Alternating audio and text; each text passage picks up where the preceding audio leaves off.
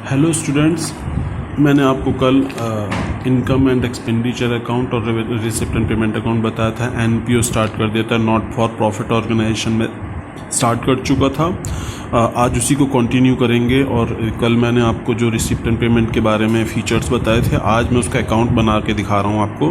लेकिन अकाउंट बनाने से पहले मैं दो बातें आपको क्लियर कर दूँ पहले, ठीक है।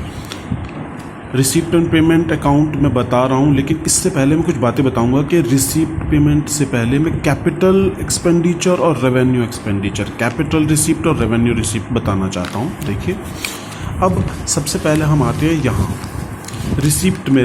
हमारी इनकम का सोर्स क्या क्या है, इनकम का सोर्स क्या क्या है। देखिए, सब्सक्रिप्शन वो अमाउंट है जो इसकी मेन इनकम का सोर्स है, ठीक है। रिसिप्ट एनपीओ की मेन, यानी नॉट फॉर प्रॉफिट ऑर्गेनाइजेशन कमाती तो है नहीं, कोई सेल तो करती नहीं है, तो इनके मेंबर जो पैसा इकट्ठा करते हैं वही सब्सक्रिप्शन होता है। ये सब्सक्रिप्शन वो मंथली, एनुअली कैसे भी दे सकते हैं, और ये मेन इनकम का सोर्स होता है। डोनेशन यानी कि जो लोग डोनेट करते हैं किसी भी वक्त, कोई भी, इसके कोई टाइम नहीं होता है फिक्स। ये जनरल और स्पेसिफिक दो तरीके का होता है। जनरल मतलब कि जिसके ऊपर कोई स्पेशल कंडीशन नहीं होती है यूज़ करने की, लेकिन इसमें स्पेसिफिक कंडीशन होती है यूज़ करने के लिए। ग्रांट जो हेल्प मिलती है इधर फ्रॉम गवर्नमेंट और प्राइवेट। एंट्रेंस फीस या एडमिशन फ़ीस, जब कोई मेंबर एंटर होता है तो उसको कोई फ़ीस पे करनी पड़ती है, फॉर्म फिल करना पड़ता है, तो वो एंट्रेंस फ़ीस होती है, ये भी इसकी इनकम है। लाइफ मेंबरशिप फ़ीस, अगर कोई पर्सन अपनी पूरी लाइफ का पैसा, पूरी मेंबरशिप का पैसा वो मंथली ना दे करके एक साथ देना चाहता हो तो that is life membership fees, capital nature का होता है। लिगेसी कोई अपनी जायदाद ट्रस्ट के नाम कर देता है, और दो तरह से लिगेसी हो सकती है, जनरल लिगेसी और स्पेसिफिक। जनरल में क्या होता है, उसके ऊपर कोई मेंशन नहीं करता, आपकी मर्जी, आप कैसे भी यूज़ करिए।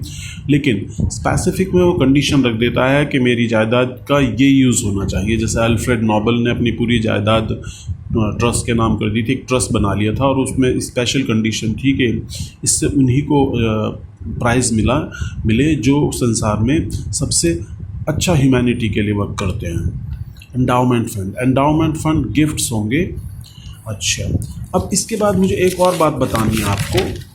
कैपिटल, बच्चे इसमें कंफ्यूज हो जाएंगे वरना। कैपिटल एक्सपेंडिचर क्या होता है? देखिए, कैपिटल एक्सपेंडिचर वो एक्सपेंस, वो खर्चा जो आपने किया है, और उस खर्चे का फ़ायदा आपको मिलेगा 1 साल से भी ज़्यादा, कई साल तक। जैसे कि आप कोई एसेट खरीद लेते हैं, बिल्डिंग खरीद ली, लैंड खरीद ली, मशीनरी खरीद लिया, वो 1 साल में तो ख़त्म नहीं हो जाएगी, उसका बेनिफिट आपको बहुत साल तक मिलती है। वो कैपिटल होते हैं, यानी बहुत दिन तक चलेंगे। ऐसे ही कैपिटल रिसिप्ट होती हैं, जैसे कि आपने कोई चीज़ बेची, आपने अपना फ्रिज बेच दिया तो वो कैपिटल रिसिप्ट है। आपने कोई अपनी बिल्डिंग बेच दी, वो कैपिटल रिसिप्ट है। तो एक्सपेंस भी पता चल गया, रिसिप्ट भी पता चल गई। अब आते हैं एक्सपेंसेस पर। कैपिटल एक्सपेंडिचर तो पता चल गया, अब आते हैं रेवेन्यू पर। रेवेन्यू क्या होते हैं? रेवेन्यू एक्सपेंडिचर वो एक्सपेंडिचर होते हैं जो हम एक्सपेंस करते हैं और विद इन फ्यू मंथ वो ख़त्म हो जाता है, एग्जॉस्ट हो जाता है, ठीक है। मतलब 1 साल भी मुश्किल से ही चलता है वो। जैसे हमने सैलरी पे की, फिर नेक्स्ट मंथ फिर पे करनी पड़ेगी, फिर नेक्स्ट मतलब हर 1 महीने में कंज्यूम हो जाती है वो, ठीक है। जैसे स्टेशनरी, जैसे रेंट देना, जैसे इलेक्ट्रिसिटी का बिल देना, तो रेवेन्यू है जो थोड़े थोड़े दिन में ही फिर खर्च हो जाते हैं, फिर करने पड़ते हैं, फिर खर्च होते हैं, फिर करने पड़ते हैं, फिर, ठीक है। रेवेन्यू इनकम किसे कहते हैं? जैसे सेल कर रहे हैं हम कोई चीज़, जब हम कोई चीज़ सेल करते हैं तो उसे हम बोलते हैं रेवेन्यू इनकम, या रेंट रिसीव, कमीशन रिसीव, ये हमारे होते हैं इनकम्स, ठीक है। अब आ जाते हैं हम अपने अकाउंट पर। रिसीप्ट एंड पेमेंट अकाउंट पे दे दीजिए। ये रिसीप्ट इस साइड आएंगे और ये आपके पेमेंट इस साइड आएंगे, ठीक है। रिसीप्ट में आपका पहले बैंक बैलेंस और कैश बैलेंस यूज़ होगा। Bank balance, opening bank balance और कैश बैलेंस। सब्सक्रिप्शन चाहे लास्ट ईयर का हो, चाहे करंट ईयर का हो, चाहे नेक्स्ट ईयर का हो, वो सारे ही इसमें आएंगे, इसमें कोई भेदभाव नहीं करते हैं। फिर general donation, specific donation, life membership fees मैंने अभी आपको बताया, grant, entrance fees, legacy, endowment fund, sale of fix asset बेचिए तो आएगा, कैपिटल है चाहे फिर भी आएगा।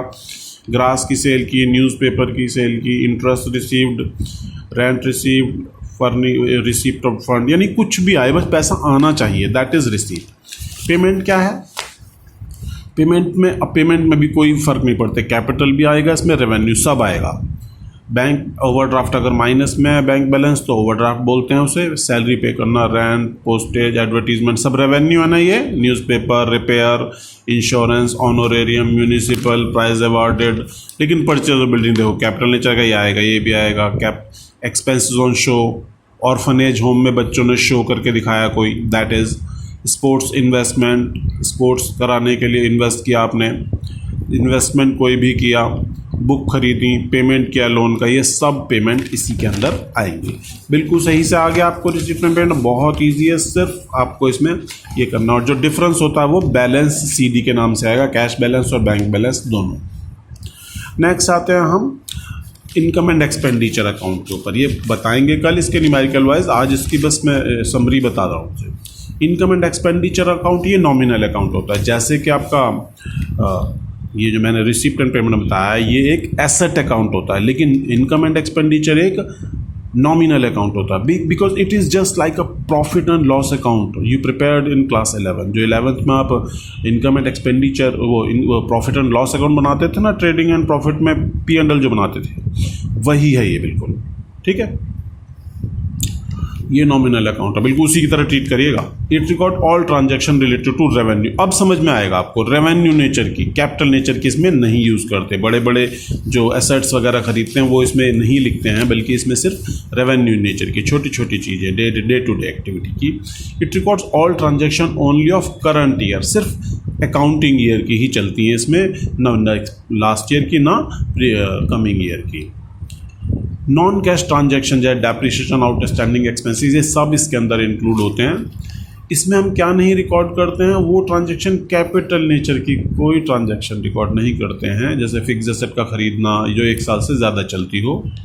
It does not have opening और क्लोजिंग बैलेंस, इसकी तरह इसमें ओपनिंग क्लोजिंग बैलेंस नहीं होता, बल्कि इसमें प्रॉफिट या लॉस होता है। लेकिन इसमें प्रॉफिट को बोलते हैं सरप्लस और लॉस को कहते हैं डेफिशिएंट, नाम चेंज है बिल्कुल।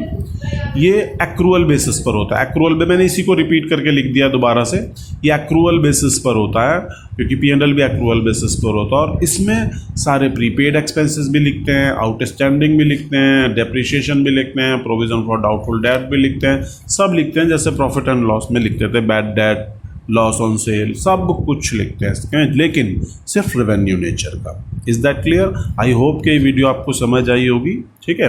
अगर समझ आई है तो आप बिल्कुल नीचे लिख दीजिए कि सर ये वाला टॉपिक हमें अच्छा लगा, या फिर ये बात समझ नहीं आई, या फिर कोई और वीडियो जो आप चाहते हैं कि वो आपको समझ नहीं आया, then it will be prepared, okay. तो प्लीज़, और हाँ, सब्सक्रिप्शन करना बहुत ज़रूरी है, क्योंकि उसके बाद ही आपको तुरंत नोटिफिकेशन मिल जाएगा। और एक बात और भी है कि मैं ग्रुप में अब शेयर नहीं करने वाला हूँ videos. You have to find out here only and you have to comment here only, okay.